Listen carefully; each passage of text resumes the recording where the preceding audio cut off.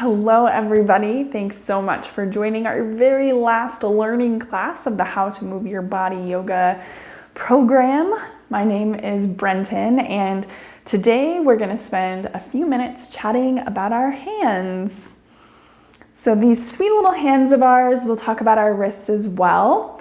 So let's back up. Let's talk about the forearms. We know now that the forearms, kind of like a mirror of the lower legs, are made up of two bones, the ulna and the radius. If we turn our palm face down so the hairy side of the hand is up, we know that the bigger bone is to the inside. That's the ulna. You can feel kind of where it ends. You kind of, maybe visually you don't see it, but you can certainly feel it in there.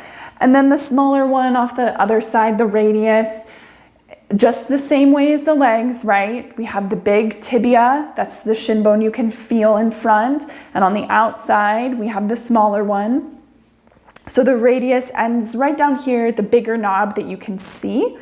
And so then you can kind of see, like, from the point where your forearm bones end to the point where your thumb begins. And you can see that there's like maybe a little 1/2 inch strip of, I'm getting this from the top of the hand, but there's like a little 1/2 inch strip of something before the hand begins. So what that is the wrist. And so the wrist is made up of, there's 8 little bones in there, and those are the carpals. And then we get into the metacarpals, which are the big hand bones, meta meaning beyond. So you have your forearm bones, then your 8 little carpals in here, then your metacarpals. We have 5 of those. They go along the palm out to the finger. So once we get to the finger, each finger is broken into 3 phalanges, except for the thumb, which is just 2 pieces. So you can kind of see, like, okay, I have my 3 little bits in each finger, except for 2 in my thumb. My palm is really just made up of 5 bones that kind of come in towards the wrist. The wrist is made up of my 8 carpals, and then beyond that are my forearm bones. So in total, what we get there is 27 bones in the hand, and then the middle finger being kind of like the center line or the through line. Like if you stretch your hands apart, you kind of notice, like, oh, my middle finger isn't really moving. That's the center line of the hand. So let's chat a little bit about movements of our hands and wrists. Both of them can do 4 movements. So our wrists are capable of flexing and extending. Flexing would be showing off your rings, and extending would be like, nah, don't go there. In yoga, we have a lot of passive wrist extension. So extension like this, passive meaning we're sort of leaning over it. And so if you're one of those people who has issues bearing weight on your wrist in yoga, it may be because that the wrist isn't strong enough in those positions. And so that's what our wrist mobility class will be about, kind of figuring out how to get our wrists mobile, strong, stable, usable ranges that you're confident in, that work for you when you start bearing weight on the hands, all of that kind of good stuff. And it'll also be really great to counter anything we have going on with computers or things like that. Now, something interesting to note is that our flexors, our wrist flexors, much stronger than the extensors. So the flexors are on the fleshy part of the forearm, like the soft part where you can see all your veins. And like if we were to take this analogy back to the leg, then these muscles in here, the flexors, would be comparable to the big fat calf muscle on the back of the leg. So you can really notice, like with your leg, for example, like, wow, there is definitely like a visual difference between like how big your beefy calf muscle is versus the muscles that run along the front of the shin, right? So it's the same thing with the arms. The flexors much bigger on the underside, extensors smaller on the upper side. So in that way, yoga is really great because it's using the extensors here and probably taking the wrist, I would bet for a lot of us, into sort of a different direction than typing, for example, maybe even going on the steering wheel, right? So great for us to be working active wrist extension as much as we can.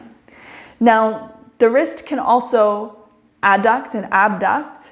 You might call it diversion. Like you might hear it referenced in different terminology, but essentially in and out. And now for it to really be wrist movement, I want it to be happening where those 8 little bones are, right? So I don't want it to be happening. I don't want either one of my forearm bones to be moving as I'm ab and adducting the wrists. I want to kind of hold that as a boundary. It's not a safety thing. It's like, what am I trying to develop? Well, I'm trying to get my wrist to be able to do the things that it's supposed to do. Then I need my brain to understand and to be able to cue that to happen on its own without these other structures jumping in to help. Does that make sense? So we have our 4 wrist movements, kind of same thing with the hands, right? Like the hands can flex, the hands can extend, the hands can adduct and abduct, right? So now we get into like, okay, all of the, the muscles of the hands, it's not like they're just in the hands, right? They're everywhere along the forearm. And what's cool about this is we have a bunch of muscles. They're almost like big straps. Most of them look like big straps. And, they come from pretty much every place to every place. Like we're very well developed here. And 360 degrees is what actually creates all of our wrist and hand movement. So when you move your hands and wrists around, you can sort of feel like, yeah, I'm recruiting like all this different stuff on top of the forearm, stuff on the side of the forearm, stuff on the underneath of the forearms. And the reason why we're able to do this is because we need that sort of specificity with finger pressure, right? Finger movement, finger speed of that movement. Like think about how all of that impacts different skills that we might use, like typing or like playing an instrument or, these other different things that we do, and we're able to do them so well and so specifically because we have all these different muscles in the forearm that kind of thread through and give us that crazy amount of dexterity there. So I think that might be it for us today. I think one of the other topics that's, kind of adjacent to this that might be worthwhile to look at would be like something like carpal tunnel, or what exactly that means. And it's essentially like, to get into the hand, everything that's in the forearm needs to be able to fit through and thread through with space. So based on what I just said of like, hey, we have these 8 little bones here, those 8 little bones, more like the top, right? On the underside here, they form like the bottom of a tunnel, because it's the carpal tunnel. So they form the bottom of the tunnel, on top of which what goes through there, it's not just tendons for our muscles, it's nerves, it's blood vessels, it's lymph vessels. I mean, it's everything that needs to go anyplace else. And so it has a finite space on top of that. So everything goes through. And then on top of that, there's a ligament, a sheet of ligaments that kind of sits and straps over that. So when we're talking about, carpal tunnel, I think, obviously like I want to stay in my lane here because I'm not a medical professional. So I want to make sure that the recommendations are standard, like go see your people, go see your doctors, like all of that kind of good stuff.